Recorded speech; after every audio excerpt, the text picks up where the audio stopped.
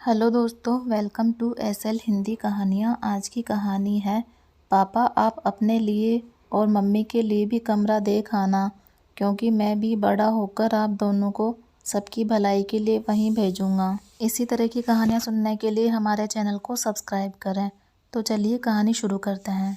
बहू चाय दे दो, 8 बज गए, ठंड से हालत ख़राब हो रही है, रीना के ससुर जी ने कहा।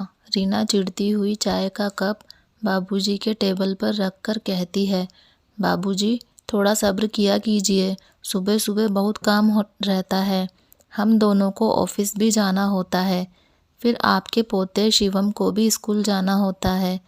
आप तो घर पर ही रहते हैं, किसी दिन थोड़ा देर से चाय पी लेंगे तो जम नहीं जाएंगे। इतना कहती हुई रीना रूम से बाहर निकल गई। बाबूजी की आंखों में आंसू आ गए। वह सोचने लगे कि ऐसा क्या मांग लिया मैंने बहू से जो इतना गुस्सा हो गई। वे आंसू पोंछते हुए चाय पीने लगे, जो अब तक बिल्कुल ठंडी हो चुकी थी। इतना सुनने के बाद तो उनमें इतनी हिम्मत ही नहीं बची थी कि रीना को चाय दोबारा गर्म करने के लिए बोल सके। चुपचाप ठंडी चाय पी और सैर के लिए निकल गए। गार्डन की बेंच पर बैठकर सोचने लगे कि कितनी अच्छी थी ज़िंदगी जब उनकी पत्नी जिंदा थी, उनका बहुत ही अच्छे से ध्यान रखती थी। उस समय तक तो रीना का स्वभाव भी बहुत अच्छा था। कितना खुशहाल परिवार था, लेकिन 2 साल पहले अचानक उनकी पत्नी हार्ट अटैक के कारण उनसे सदा के लिए दूर हो गई। उसके जाने के बाद बाबूजी बिल्कुल अकेले रह गए थे। रीना का स्वभाव भी बदल गया। अब वह बाबूजी से उखड़ी उखड़ी रहती।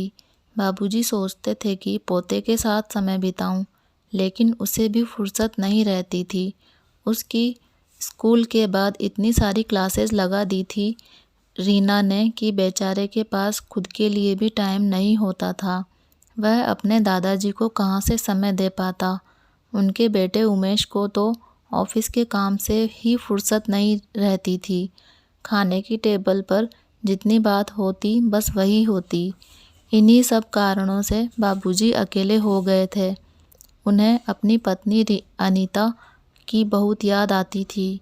वह सोचते थे अगर अनीता जिंदा होती तो उन्हें ये दिन नहीं देखने पड़ते।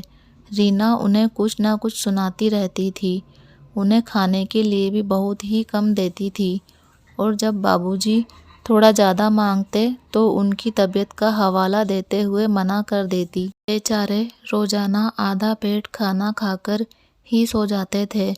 बुढ़ापे का हवाला देते हुए रीना ने घर भी अपने नाम करवा लिया था। बाबूजी इसलिए भी चुप रहते थे कि कहीं वह उन्हें घर से ना निकाल दे। बाबूजी बहुत ही सीधे इंसान थे। उन्हें लड़ाई झगड़ा बिल्कुल भी पसंद नहीं था। वह बस अपनी बची हुई ज़िंदगी शांति से बिताना चाहते थे। एक दिन बाबूजी से चाय का कप गिर गया तो रीना ने बहुत तमाशा किया और बाबूजी को घर में ना रहने की फरमाइश भी की। जिसका डर था वही हुआ। बाबूजी को वृद्धाश्रम भेजने की बात पर मोहर लग गई। उमेश ने कहा, ठीक है रीना, हम सबकी भलाई के लिए मैं कल ही वृद्धाश्रम में एक रूम देखकर आता हूँ, तुम चिंता ना करो। तभी शिवम बोल पड़ा, पापा आप अपने और मम्मी के लिए भी रूम देख आना, क्योंकि मैं भी बड़ा होकर आप दोनों को सबकी भलाई के लिए वहीं भेजूँगा। अपने बेटे के मुंह से ऐसी बात सुनकर दोनों पति पत्नी शॉक हो गए। तभी शिवम कहता है, भलाई इसमें नहीं कि दादाजी वृद्धाश्रम में रहे, बल्कि इसमें है कि वह हमारे साथ साथ इस घर में रहे। वह अभी कमा नहीं सकते तो क्या हुआ, उन्होंने आपको इस काबिल तो बनाया कि आप कमा सको। और अगर उन्होंने और दादी जी ने अपनी इच्छाओं को मारकर आपको ना पढ़ाया होता तो क्या आज आप यहाँ होते।